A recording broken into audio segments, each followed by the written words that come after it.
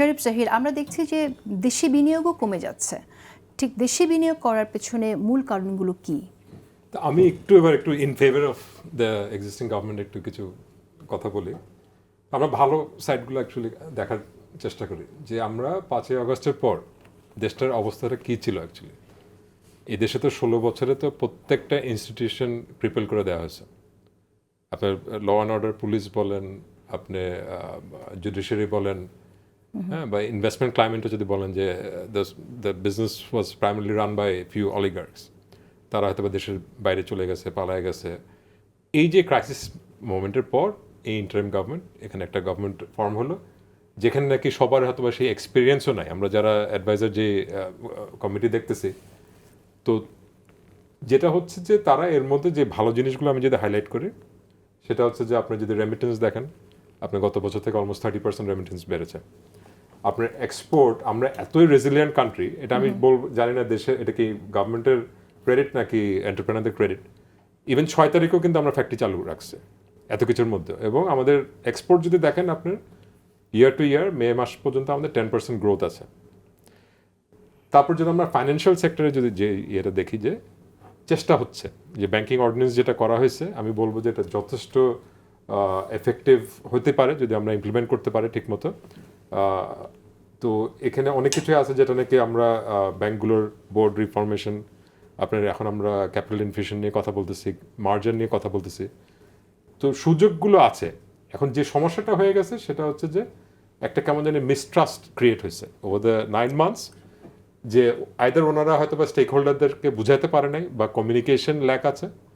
এবং পলিটিক্যাল পার্টিগুলো কিন্তু তারা ইন্টারেস্ট মানে একদম যে ইলেকশন করতে হবে, ডেট দিতে হবে, এরকম কিন্তু সিচুয়েশন ছিল না, এটা ক্রিয়েট হয়েছে। তা আমি বলবো যে এটা ইন্টারিম গভর্নমেন্টের ব্যর্থতা যে তাদের কমিউনিকেশনটা ঠিক মতো হয় নাই, তারা স্টেক হোল্ডার নিয়ে কাজ করতে পারে নাই। আমরা তো অ্যাজ বিজনেসম্যান, আমরা তো আর পলিটিক্সের সাথে যারা ইনভলভ না, আমরা তো চাই যে সবাই একসাথে মিলে যেন কাজগুলো করে, whether it's the army, the political party, interim government. আমরা সবাইকে চাই যে এই আনসার্টেনিটি যেন না থাকে, এই সন্দেহটা যেন না আসে যে ইলেকশন হবে নাকি, আদৌ হবে নাকি, কবে হবে। তো আমরা যদি রিফর্মগুলো যেগুলো ভালো জিনিসগুলো বললাম, তাহলে why not a proper road map for election. এবং এখানে তো অনেকগুলো কাজ আছে, রাইট? আমাদের কনসেনসাস লাগবে, আমাদের স্ট্যাটিস্টিক্সগুলোকে, আমাদের ভোটার লিস্টটাকে রেডি করতে হবে, এগুলো সময়ের ব্যাপার আছে। ইলেকশন কমিশনটাকে আরও স্ট্রেনথেন করতে হবে, মানুষের কনফিডেন্স আসতে হবে। সেগুলো যদি, সেটারও যদি রোড ম্যাপটা যদি চলে আসে, আমার কথা হচ্ছে যখন বিএনপি বা যে কোনো পার্টি যখন বসতেছে, উঠে আসতেছে কেন?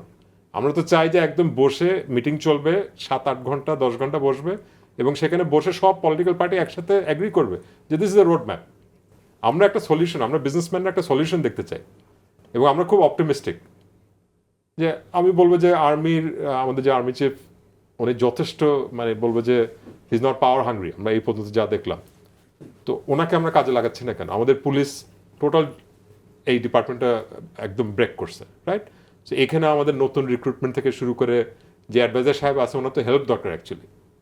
এই হোম মিনিস্ট্রি যে চালাচ্ছে, আমার তো মনে হয় তার প্রচুর হেল্প দরকার এই যে ল অ্যান্ড অর্ডার সিচুয়েশন ঠিক করার জন্য। তো এখানে তো বিএনপি বলেন বা আপনি অন্যান্য political party, they should also play an active part, যে এটাকে রিকনস্টিটিউট করে ফ্রেশ আপনার লোক রিক্রুট করতে হবে, ট্রেনিং দিতে হবে, বাইরের হেল্প নিতে পারি। Why not take it positively? ইলেকশনে তো কিন্তু বেশি সময় নাই আমাদের। প্রফেসর ইউনূস সাহেবও কিন্তু, ডক্টর ইউনূস সাহেবও বলছে যে জুনের কথা বলতেছে, অন্যান্য পলিটিক্যাল পার্টি চাচ্ছে ডিসেম্বর।